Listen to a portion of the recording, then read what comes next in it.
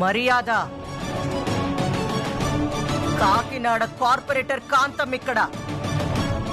మర్యాద తప్పి ఎవరైనా ఏకవచనంతో పిలిచారో రెప్ప కొట్టేలోపే కుప్ప కూలిపోతారు. నేను కొట్టే దెబ్బలకి కాలి బూడిదైపోతారు. చిన్నోర్మై, నీకు కొడుకున్నాడుగా, ఆ కొడుకే నీ నొగ్గేసి వెళ్ళిపోతే ఆ బాధ ఎలా ఉంటుందో ఆడదానివి ఆ మాత్రం తెలీదా? అయినా నీతో మాట్లాడి ఒరే అన్నయ్య, చూసావు కదరా, నువ్వు వెళ్ళోగేసి వెళ్ళిపోయినప్పటి నుంచి నా నెట్ట అయిపోయినాడు. చూసావు కదరా, ఒక్కసారి ఆయన కళ్ళలోకి చూడరా. నువ్వు వస్తావని, అమ్మా నాన్న అని పిలుస్తావని ఎంత ఆశగా ఎదురు చూస్తున్నాయో. వచ్చేరానియా, నా మాటిని వచ్చేరానియా. ఇదిగో సిట్టి, ఇట్టా నువ్వు మాటి మాటికి ఎదురై వచ్చేరా వచ్చేరా అని పిలిస్తే వచ్చేస్తా అనుకున్నావా? నీకు మొన్నే చెప్పా కదా, నేను ఆ ఇల్లు కదిలి రావాలంటే మా అత్త పర్మిషన్ కావాలని. ఆవిడ చెబితే తప్ప నేను కాలు కదపలేను.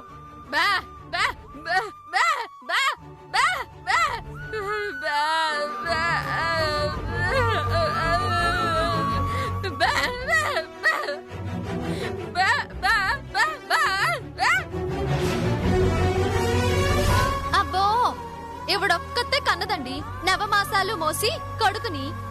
ఇంకెవరు నవమాసాలు మోయట్లేదు, కనట్లేదు. ఈ ఏడుపు నీ కూతురు నా మీద చెయ్యి లేపినప్పుడు ఉండాలి.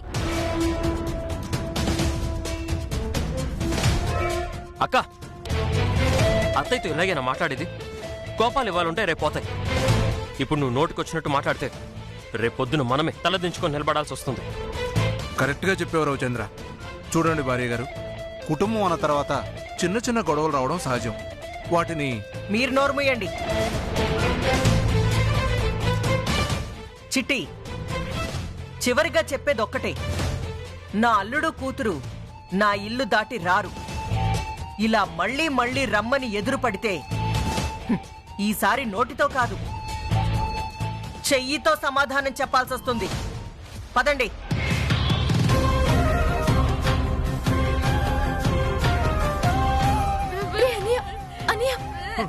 భాస్కరం, భాస్కరం,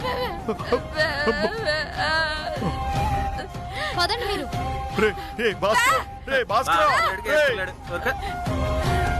వెళ్ళిపోతానాడే. చూడవే, ఆడికి మనకంటే ఆలే ఎక్కువైపోనారే. నాన్నా, నువ్వేటి బాధపడకు. ఆ నీ ఎట్టా మన వైపు రప్పించాలో నాకు బాగా తెలుసు. పదండి వెళ్దాం. పదమా, పదన.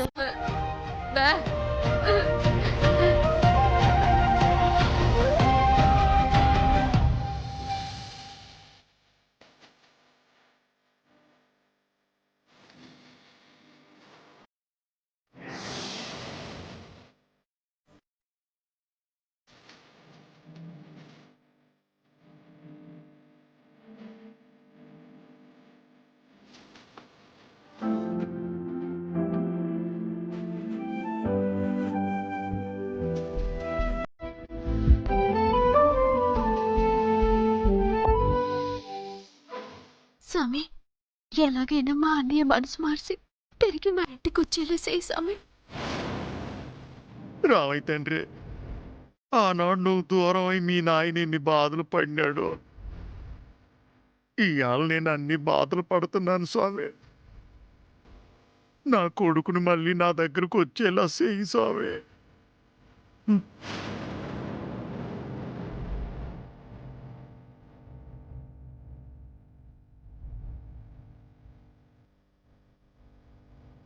నాన్నా, పదండి వెళ్దాం.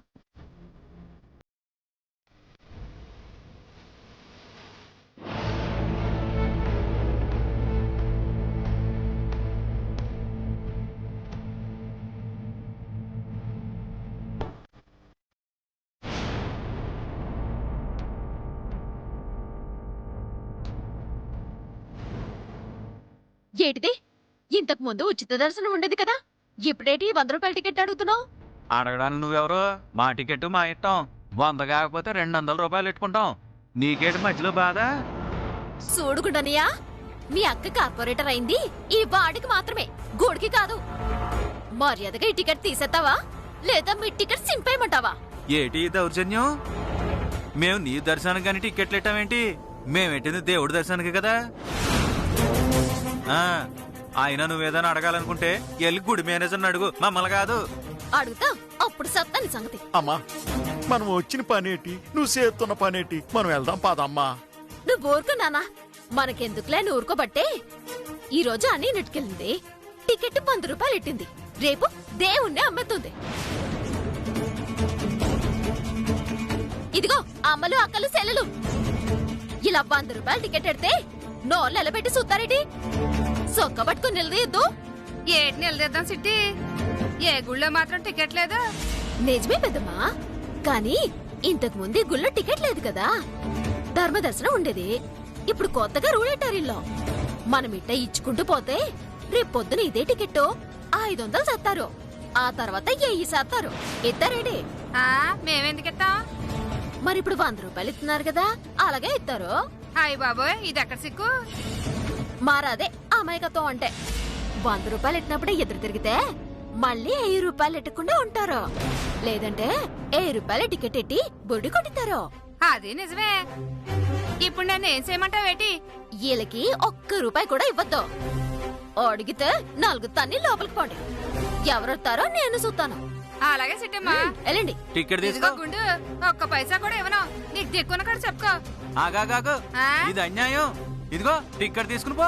ఎల్లహే. ఇదేటి అన్యాయం ఏంటి? ఇదిగో టికెట్ తీసుకుని వెళ్ళు. టికెట్ లేదు, ఏమీ లేదు. వెళ్ళండి. ఏయ్, టికెట్ తీసుకుని వెళ్ళాలా? ఏం గుండనియా, రోగం కుదిరిందా? ఎల్లి మీ కాంత మాకు చెప్పుకో. మీరు పదండి.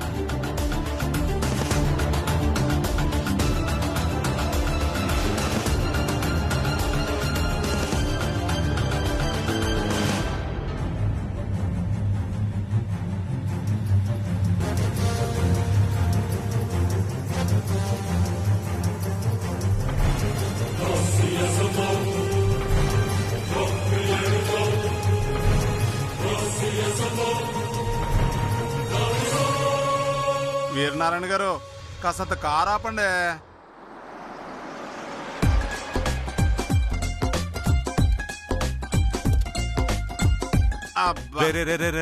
కారెందుకు దిగారా? ఏమండి, ఇలా అడుగుతున్నానని ఏమనుకోరు కదా? మీరు గాని మహేష్ బాబు అతడు సినిమా చూశారండి? ఎందుకు? ఏముందండి, 2 పట్టే కారులో 3 పట్టిస్తే ఆ అనుమానం వచ్చిందిలేండి. ఏడ్చావులే, నీలాంటి ఎదవల్ని నా కారెక్కించుకోవడమే ఎక్కువ. మూసుకుని కూర్చో. అలాగే కూర్చుంటామండి, కాకపోతే కూసంత ఖర్చు అవుద్ది. ఖర్చా అంటే? ఇంకా అర్థం కాలేదా అండి? ఆ కోకిలమ్మ కుటుంబరావు ఆ సిట్టమ్మల అమ్మా నాన్నని మేము నిరూపించాలంటే మీరు మా చేతులు తడపాలా? అర్థమైందా? అర్జెంట్ గా చేతులు తడిపేసుకోండి. సర్లే.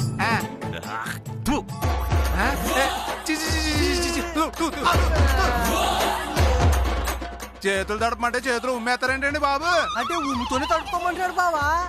మనం చేతులు తడపమంటే సార్కిలా అర్థమైనట్టుంది. చూడండి వీరనారాయణ గారు, ఇక ఇక్కడితో కామెడీ ప్రోగ్రాం సమాప్తం. మ్యాటర్ చాలా సీరియస్. కోకిలమ్మని కుటుంబరావుని మీకు పట్టియాలంటే మీరు మాకు డబ్బులు ఇవ్వాలి, లేదంటే మేము ఇట్టాగే వెళ్ళిపోతాం. వెళ్ళిపోండ్రా, నేను వెతికి పట్టుకోలేనా ఏంటి? ఎలా పట్టుకుంటారు? గుడికెళ్ళారని చెప్పాను గాని ఏ గుడికెళ్ళారో చెప్పలేదుగా. అలా ముందుకెళ్లారనుకో 33 గుళ్ళుంటాయి. వాటిలో ఏ గుడి అని ఎత్తుకుంటారు, ఎక్కడని పట్టుకుంటారు? అవును, అది నిజమే కదా. వాళ్ళని నేను వెతికి పట్టుకునే లోపు వాళ్ళక్కడి నుంచి వెళ్ళిపోతే మళ్ళీ వాళ్ళు దొరకపోవచ్చు. ఈ అవకాశాన్ని మాత్రం వదులుకోతాం. రేయ్, మర్యాదగా వాళ్ళు ఏ గుడికి వెళ్ళారో చెప్పండ్రా. ఒరే కోడిగా, మర్యాదగా వాళ్ళు ఏ గుడికి వెళ్ళారో చెప్పాలంట. చెప్పేద్దామా? చెప్పేద్దాం బావా. అయితే చెప్పేద్దాం. అయ్యా, మర్యాదగా వీరనారాయణ గారు, మర్యాదగా చిట్టమ్మ వాళ్ళ అమ్మా నాన్న ఏ గుడికి వెళ్ళారో మాకు తెలీదు. మీరు మర్యాదగా మమ్మల్ని వదిలేస్తే మేము మర్యాదగా కార్తీకి కార్తీకి వెళ్ళిపోతాం. మర్యాదగా మాకు ఇంతకు మించి ఏమీ తెలియదండి. రే రే రే రే రే, ఏం చేస్తున్నారా? మీరే కదండి మర్యాదగా వాళ్ళు ఎక్కడికి వెళ్ళారో చెప్పమన్నారు. అందుకే ప్రతి మాటకి ముందు మర్యాద చేసామండి. మర్యాద సరిపోతుందండి, ఇంకొంచెం చేర్చాలా? అబ్బా, కొడతారేంటండి? ఆ, నా ముందు వేషాలు ఇస్తున్నారా? ఎక్స్ట్రా చేశారంటే షూట్ చేసి పారేస్తాను. మీకు ఇష్టం లేకపోతే చెప్పండి, ఇంకోలా చెప్తాము. అంతేగాని మర్యాద నచ్చలేదని చంపేయడం అన్యాయమండి బాబు. నోర్మోయ్, ఆ, మర్యాదగా చిట్టి వాళ్ళ అమ్మా నాన్న ఏ గుడికి వెళ్ళారో చెప్పండి. లేదంటే ఇదే మీకు ఆఖరి రోజు అవుతుంది. ఓహో ఇలాగొచ్చారు ఏటి? సరే చంపేసుకోండి, చంపేసుకోండి బాబు. రేయ్, మీరు కామెడీలు చేస్తారేమో, నేను అస్సలు చేయను. చంపేస్తానంటే ఖచ్చితంగా చంపేస్తాను. మా బావ కూడా చంపేసుకోమని చెబుతున్నాడండి. అయినా మీరు చంపేస్తే ఆ సిట్టమ్మని చూపించేది ఎవరండి? కరెక్టరా దొంగనా బామ్మడితే? విన్నారుగా, సిట్టమ్మ వాళ్ళు మీకు దొరకాలంటే మేం ప్రాణాలతో ఉండాలా, లేదంటే ఈ జన్మలో మీకు వాళ్ళు దొరకరు.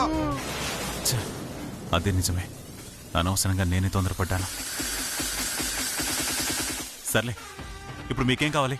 మాకు పెద్దగా ఆశ లేదండి, డబ్బు కావాలి అంతే. ఇప్పుడు నా దగ్గర లేవురా. ఆ మెడలో చైను ఉంగరాలు ఉన్నాయి కదండి, అవి గాని ఇచ్చారనుకోండి, సిట్టమ్మ అమ్మ నాన్న ఎక్కడున్నారో చూపించేస్తాను అంతే. ఏంట్రా, నా మెళ్ళో చైను ఉంగరాలు కావాలా? ఏటండి ప్రతిదానికి అలా కోపడతారు? అరే, నా మెడలో చైన్లు బాధపడుతున్నాయండి. బాధపడుతున్నాయా? అవునండి, నా మెడలో చైన్లన్నీ ఆడ చైన్లండి బాబు. మగ చైన్ తోడలేక అవి గిలగిలగిలగిల కొట్టేసుకుంటున్నాయండి. మీరు చైన్ ఇచ్చారనుకోండి, ఆడ చైన్లు మగ చైన్లు కలిసి కాపురం చేసుకుంటాయండి బాబు. ఏ పిల్లా జల్లో పుట్టాయనుకోండి, ఫ్యామిలీ పెద్దదైపోతండి. ఎలా ఉందండి? నీ మోహన్ లాగా ఉంది. సర్లే, తీసుకొని చావండి. తీసుకో.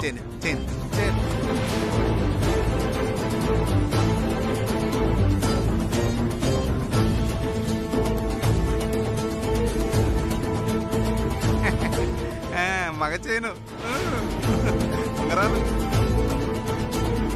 బావా బావా, నాకు ఆ ఉంగరం మీ బావా. సర్లేదుగా తగలడే. ఇంకా ఆలస్యం ఎందుకు? పదండి పదండి. పదండి, పదర కొడిగా పద. ఎక్కువ ఎక్కువ బావా. మీరు బాగున్నాయండి. అక్కడికి వెళ్ళాక చిట్టెమ్మ వాళ్ళ అమ్మా నాన్న దొరక్కపోవాలి. నా చైన్లతో పాటు మీ మెళ్ళో ఉన్న చైన్లు కూడా లాక్కుంటాను. అర్థమైందా? ఆ అవకాశం మీకు ఇవ్వనులేండి. మీరు బాగున్నాయండి.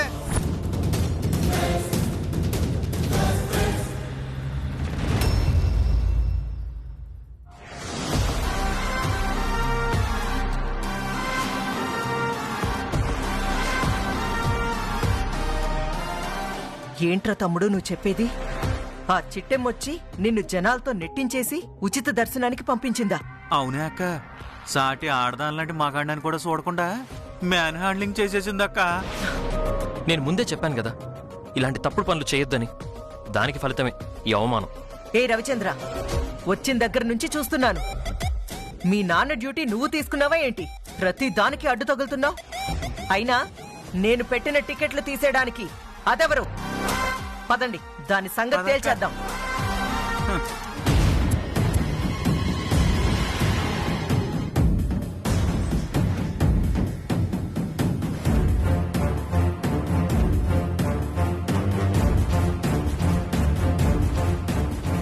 హోండీలో డబ్బులు వేసేస్తానా? అలాగే.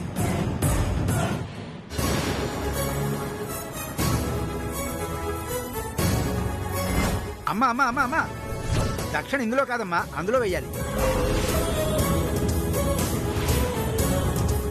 ఏటి దేవుడి దగ్గర 2 హుండీలా? అవునమ్మా, ఇదేమో దేవస్థానం వాళ్ళు పెట్టింది, అదేమో కాంతమ్మ పెట్టింది. కానుకలు వెయ్యాలంటే కాంతమ్మ హుండీలోనే వెయ్యాలి.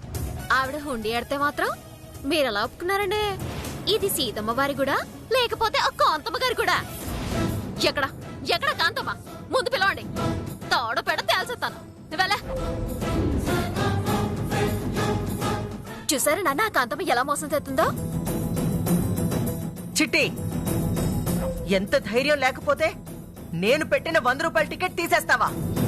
నేను పెట్టానని తెలిసి నా హుండీని తీసేయమంటావా? అసలు నీ గురించి నువ్వేమనుకుంటున్నావు? నేను అదే అడుగుతున్నాను. అసలు నీ గురించి నువ్వేమనుకుంటున్నావు? ఆకాశం నుంచి దిగొచ్చాననుకుంటున్నావా? ఏ అన్యాయాలు అక్రమాలు చేసినా అడిగే వాళ్ళు లేరనుకుంటున్నావా? అయినా దేవుడి కోసం ఉంచిన హుండీని పక్కనెట్టి నీ హుండీని ఎట్టుకోవడానికి నీకు సిగ్గుగా లేదు? ఏయ్, ఎవరితో మాట్లాడుతున్నావో తెలిసే మాట్లాడుతున్నావా?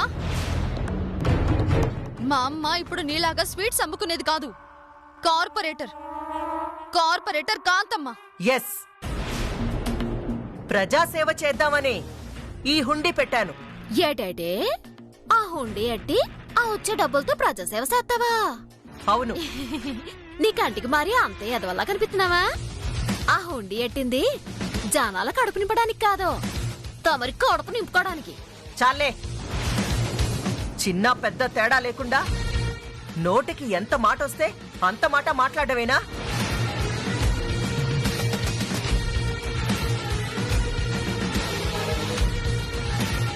వరదలొచ్చినప్పుడు, ప్రకృతి వైపరీత్యాలు వచ్చినప్పుడు రాజకీయ నాయకులు, సినిమా ఆర్టిస్టులు ఊరూరు తిరిగి జోలె పట్టిన విషయం మర్చిపోయావా?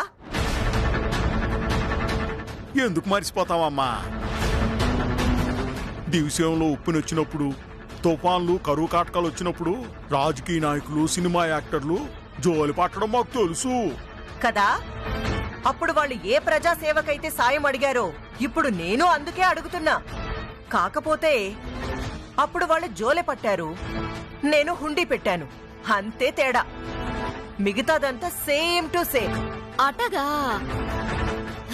నువ్వు నిజంగా జనాలకి సేవ చేయడానికి హుండీ ఎట్టావా? అవును. అయితే ముందుగా సాయం చేయాల్సింది నువ్వేగా. ఏమంటారు ప్రజలారా? అవునవును, ముందు కాంతమ్మ గారు చేస్తే కదా ఆ తర్వాత మాలాంటి వాళ్ళు దానం చేసేది. చూసారు కదా కాంతమ్మ గారు, ముందుగా మీ హుండీలో నువ్వెంత ఎత్తావో తర్వాత వీళ్ళందరితో మాట్లాడి నేనే పెత్తా. అమ్మా, చిట్టమ్మ నిన్ను బాగా ఇరికించేసింది. ఇప్పుడు గనక నువ్వు ఆ హుండీలో డబ్బులు వేయలేదనుకో, నీ స్వార్థం కోసమే హుండీ పెట్టావనుకుంటారు. అదే నిలువు దోపిడీ ఇచ్చేసావనుకో, జనాలందరి దృష్టిలో నువ్వు దేవత అయిపోతావు.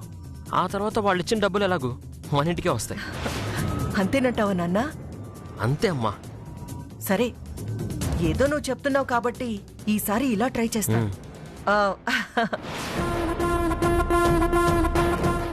చిట్టమ్మా, నువ్వన్నావనో నా ప్రజలన్నారనో కాదు, నా త్యాగం ఏంటో తెలియాలని, నా ప్రజాసేవేంటో అందరికీ అర్థమవ్వాలని ఈ దానం చేస్తున్నాను. కాదు కాదు, నిలువ దోపిడీ ఇస్తున్నాను.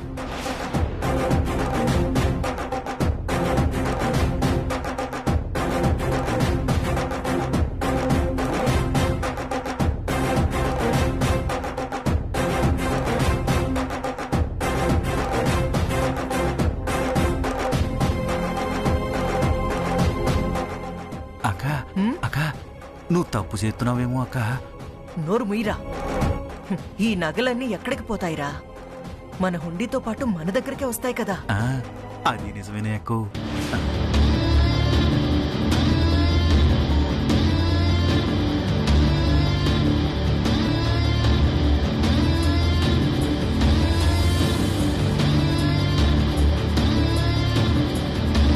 చూసారుగా, ప్రజల కోసం ఈ కాంతమ్మ నిలువు దోపిడీనే కాదు, అవసరమైతే తన ప్రాణాలైనా ఇవ్వగలదు.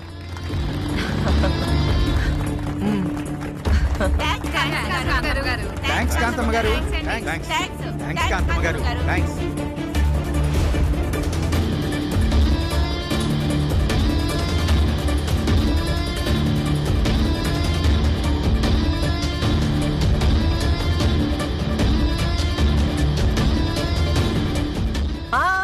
చిట్టమ్మా, ఎందుకు ఓపెన్ చేస్తున్నావు? ఏం లేదు కాంతమ్మ, వచ్చే పండక్కి ఈ గుడి తరపున పేద పిల్లలందరికీ పుస్తకాలు బట్టలు కొనుక్కున్నారంట. అదేదో మీ చేతులుగానే జరిపిద్దామని. అదేలాగా? ఎలాగంటే ఏముందండి, ఈ హుండీలో ఉన్న డబ్బంతా తీసి స్వామివారి హుండీలో వేసామనుకోండి మీ చేతుల మీదే జరుగుతున్నట్టు కదా. ఆ, చిట్టి అది కాదు చిట్టి. అత్త ఆగు, నువ్వు బాగు.